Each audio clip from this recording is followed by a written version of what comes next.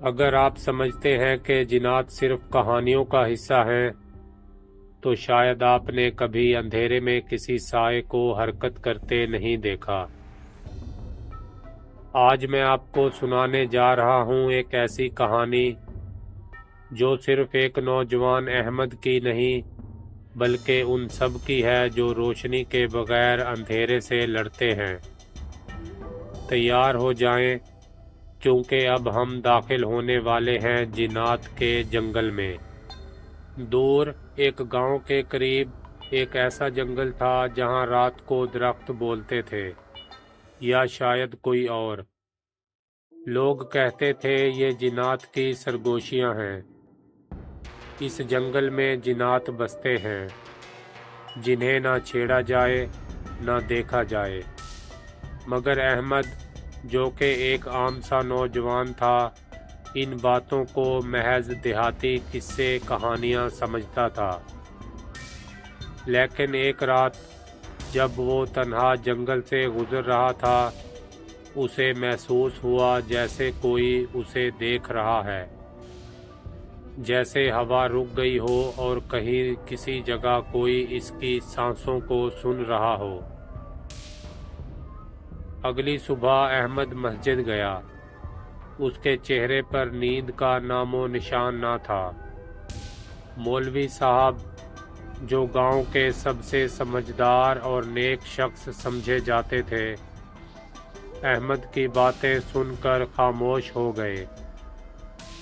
ان کی آنکھوں میں خوف نہیں بلکہ پہچان تھی۔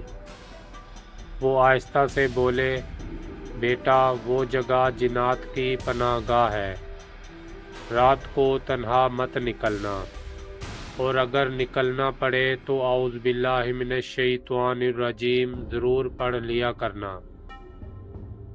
لیکن احمد کو ابھی بھی سب کچھ وہم لگ رہا تھا۔ رات گئے احمد کی آنکھ ایک عجیب آواز سے کھلی۔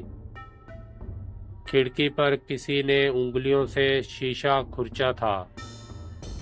اس نے دھڑکتے دل کے ساتھ باہر جھانکا اور دیکھا ایک سیاہ سایہ سرخ آنکھوں والا جو سانسیں لے رہا تھا، اس کی طرف دیکھ رہا تھا۔ احمد گھر سے باہر نکل آیا۔ وہ سایہ اب درختوں کے پیچھے کھڑا تھا۔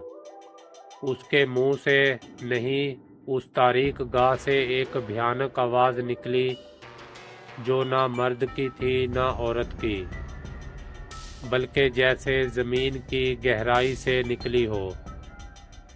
ہم نے تمہیں چن لیا ہے، تمہیں لگا ہم کہانی ہیں، اب دیکھو ہم خواب نہیں ہم حقیقت ہیں۔ احمد پیچھے ہٹ گیا۔ احمد کی سانسیں تیز ہو گئی۔ احمد گھر سے اندھیرے میں دوڑتے ہوئے مسجد میں پہنچ گیا۔ احمد کی آنکھوں میں خوف تھا اور اس کی زبان پر صرف ایک ہی کلمہ تھا، لا الہ الا اللہ محمد الرسول اللہ۔ پیچھے سے ہنسی آتی رہی، بھاگ جا مگر ہم پیچھا نہیں چھوڑیں گے۔ احمد نے مسجد میں پناہ لے لی۔ مسجد میں پہنچتے ہی احمد نے فوراً دعا کے لیے ہاتھ اٹھا لیے اور آیت الکرسی بلند آواز میں پڑھنا شروع کر دی۔ جوں ہی وہ الفاظ اس کی زبان سے نکلے، مسجد کے دروازے پر پھیلی سیاہی چیخ کر بھڑک اٹھی، جیسے قرآن مجید کی روشنی نے اندھیرے کا سینہ چیر دیا ہو۔ آیت الکرسی پڑھنے سے وہ عجیب آوازیں ختم ہو گئی۔ دھواں چھٹا۔ اب وہ جن اپنی اصل شکل میں مکمل ظاہر ہو چکا تھا، لمبا دبلا، جس کے جسم سے دھواں نکل رہا تھا۔ اس کی انگلیاں نہیں، وہ تو لمبے نکیلے پنجے تھے۔ وہ گرج کر بولا، میں عزازیل ہوں، اس جنگل کا بادشاہ، 400 سال سے یہاں بستا ہوں اور تم نے میری خاموشی توڑی ہے۔ احمد نے آنکھیں بند کر کے دل سے پکارا، حسبنا اللہ و نعم الوکیل و نعم المولا و نعم النصیر۔ اور جیسے ہی الفاظ ختم ہوئے، اچانک زمین سے ایک نورانی دائرہ نکلا، ایسا نور جو سائے کو جلا رہا تھا۔ عزازیل چیخا اور پیچھے ہٹنے لگا، نہیں، یہ نام، یہ نور، یہ ہمیں جلا دیتا ہے۔ صبح ہوئی، اب جنگل کی فضا بدل چکی تھی۔ صبح کی پہلی کرن کے ساتھ ہی جنگل کا سناٹا ٹوٹ گیا۔ احمد مسجد کے دروازے پر کھڑا تھا، اس کے چہرے پر اطمینان تھا۔ مولوی صاحب نے مسکراتے ہوئے کہا، بیٹا، اب تم سمجھ گئے ہو کہ اللہ تعالیٰ کا نام ہی حقیقی ڈھال ہے۔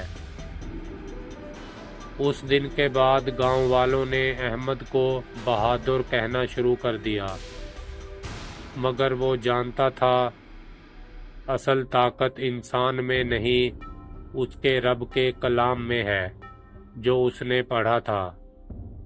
اس نے سب کو سکھایا، جنات سے نہیں، بس اللہ تعالیٰ سے ڈرو، کیونکہ جس کا محافظ اللہ تعالیٰ ہو، پھر اسے کون نقصان پہنچا سکتا ہے۔ تو دوستو، یہ تھی جنات کی حقیقت سے جڑی ایک ایمان افروز کہانی۔ اگر آپ کو ایسی ڈراؤنی، سبق آموز اور ایمان افروز کہانیاں پسند ہیں تو چینل کو سبسکرائب اور ویڈیو کو لائک شیئر ضرور کریں، کیونکہ اگلی کہانی میں ہم ملاقات کریں گے اس گھر سے جہاں 12 سال سے کوئی رہتا ہی نہیں، پھر بھی وہاں رات کو کون چل رہا ہوتا ہے۔